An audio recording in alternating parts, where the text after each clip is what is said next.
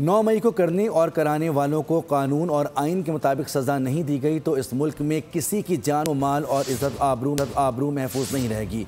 DG ISPR ने 7 मई 2024 को सानैन 9 मई में मुलव्विस अफराद पर तबसरा किया था। उन्होंने क्या कहा था, आइए आपको दिखाते हैं। किसी भी मुल्क में उसकी फौज पे हमला कराए, उसके शहीदों की अलामात की तस्दीक की जाए, उसके बानी के घर को जलाया जाए, वहाँ पे आवाम और फौज के दरमियान नफरत पैदा की और फिर जो लोग ये करवा रहे हैं, जो कर रहे हैं, उनको कैफरे करदार पे ना पहुँचाया जाए, तो किसी भी मुल्क में ऐसा हो तो वहाँ के निज़ाम इंसाफ पे सवाल खड़ा है।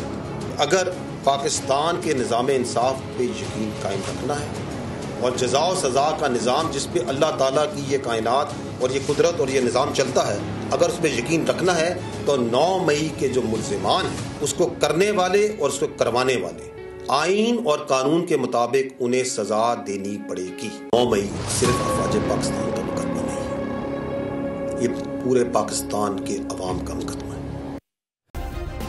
सब्सक्राइब करें और बेल दबाएं ताकि कोई खबर रह न जाए।